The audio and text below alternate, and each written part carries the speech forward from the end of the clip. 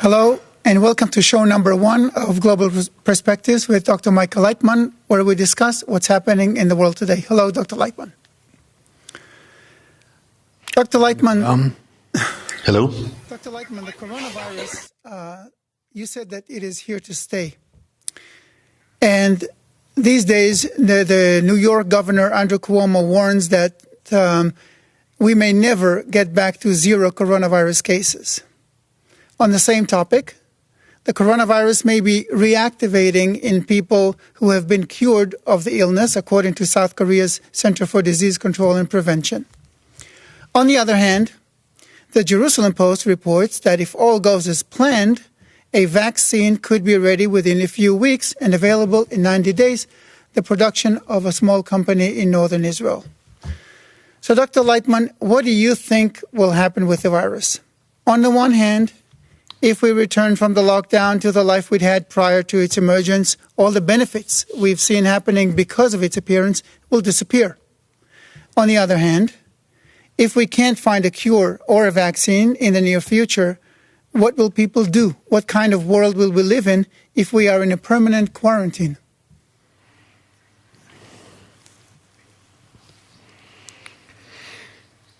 I think that we will get accustomed to living in a new world.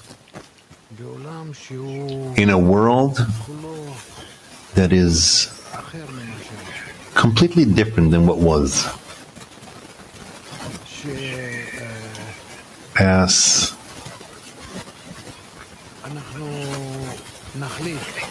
we will replace many of our engagements. Businesses get more used to living at home, doing our business and work through the internet. Many of our businesses will fall and will have no need, as in this period of time that we're in right now, will weaken and pass, and it won't be immediate or fast. It will take months and months. So when we come back to the seemingly what was, it will no longer be what it was, and we will be different, and our businesses will be different. I'm certain that we will be living in a different world. We'll be as different people. And this life will be much better.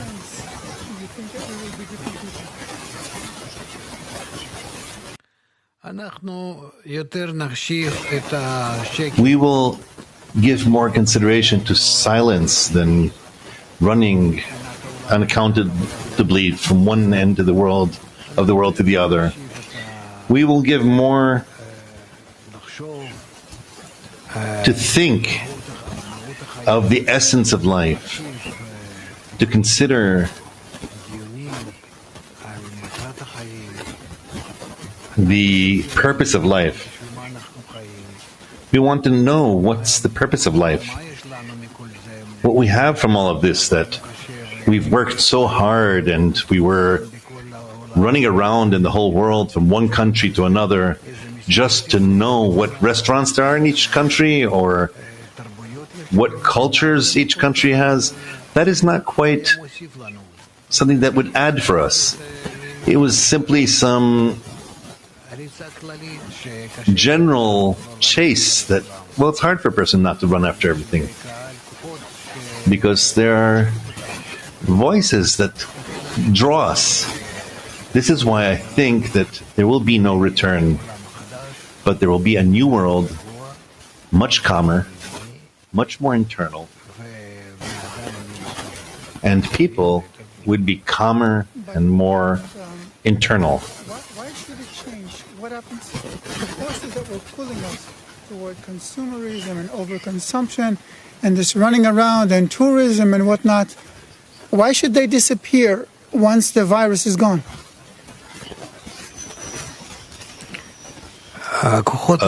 These forces will not disappear. The attitudes towards them from humanity will change. The thing is that just like we chased all kinds of feelings and there was nothing special about them,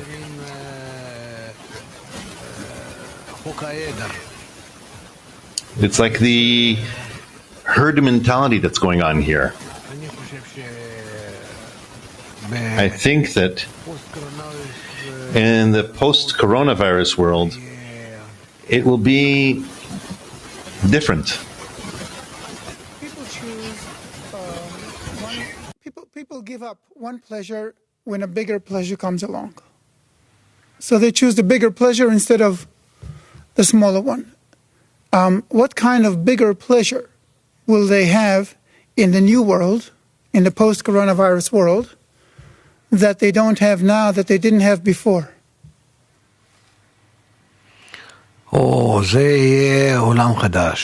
It'll be a new world. A world in which we will consider connection between us more.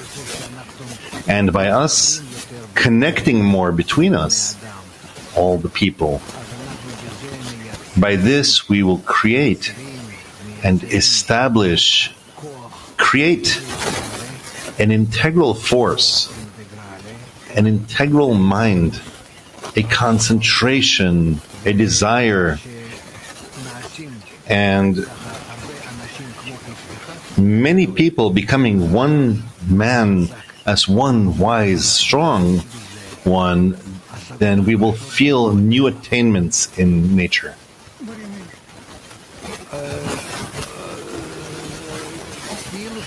It's like instead of having your senses, you have additional senses 1,000-fold or 100,000-fold of what you have, and a mind that you have right now. With all due respect, I'm sorry, but it'll be 1,000,000 times bigger.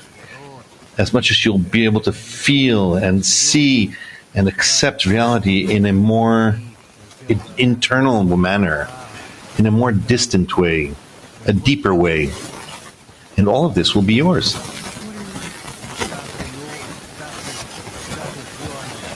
This is how people will live in tomorrow's world. Out of the coronavirus obligating them and helping them be more connected between them. Because until now, all that it's done is disconnected people. Actually, the communities that were the tightest were affected the most. They have the worst contagion everywhere.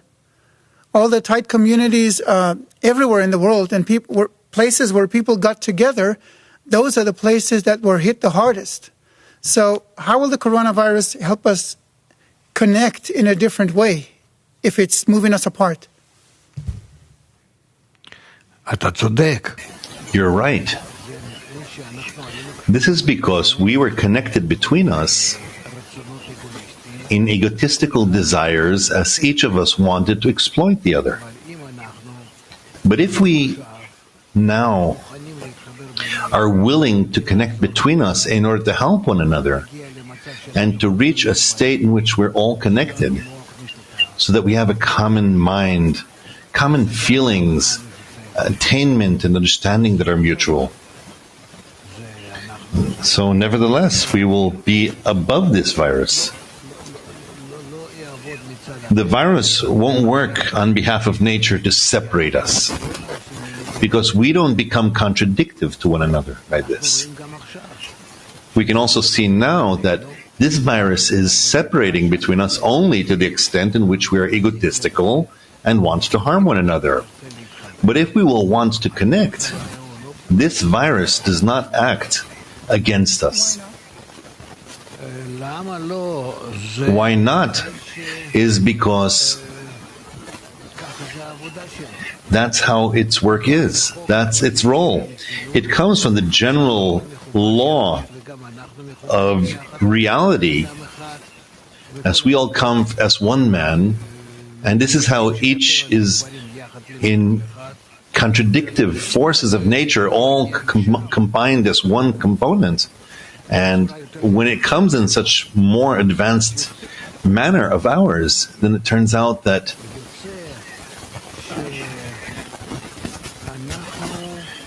we are going towards tomorrow,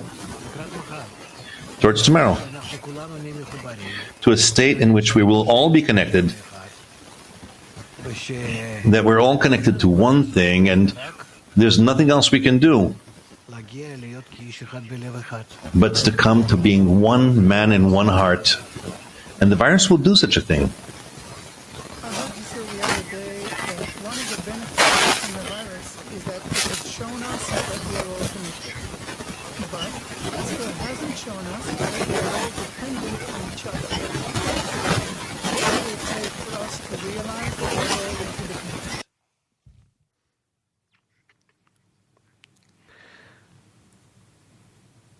יש לנו בעיה.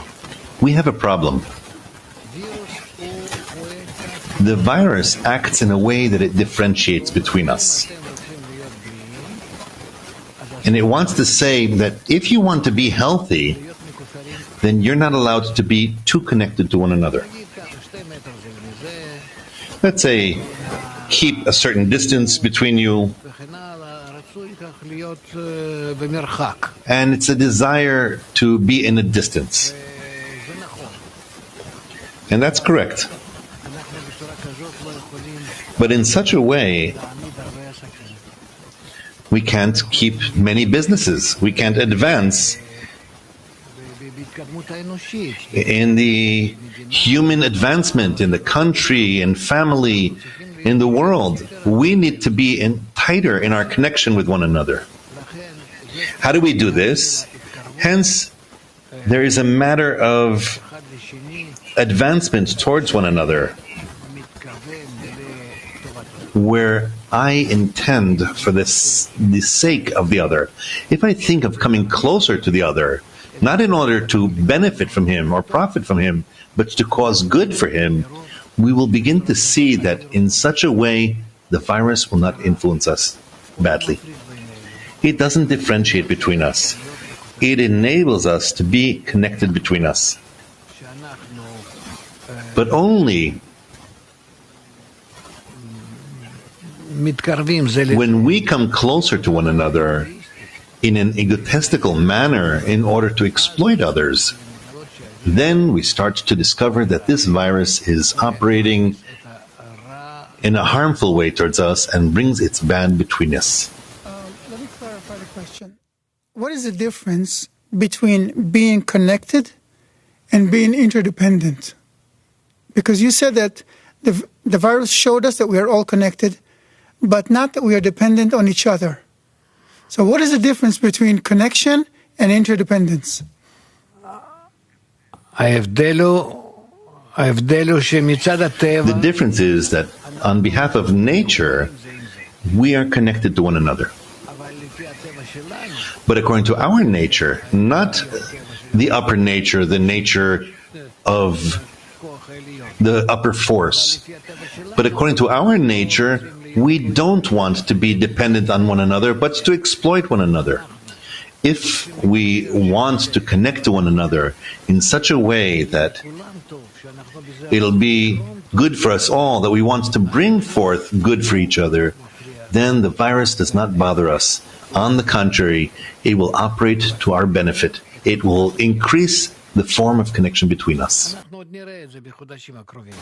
We will see this in the upcoming months, but it won't let us come close and for us to find some medicine or something in order to really skip over all the gaps between us. I want to move on to a different but related topic. We've seen two approaches in dealing with the virus. One is a lockdown, a quarantine, where everyone is told to stay home until the virus is contained. The other one is that we keep businesses open and we try to live as much as we can regularly, like we did before, and we just try to stay away from each other to keep our distances and hope for the best, more or less. I want to read you something. All the countries in the world declared a lockdown in order to contain the spread of the novel coronavirus. The main exception is the U.S.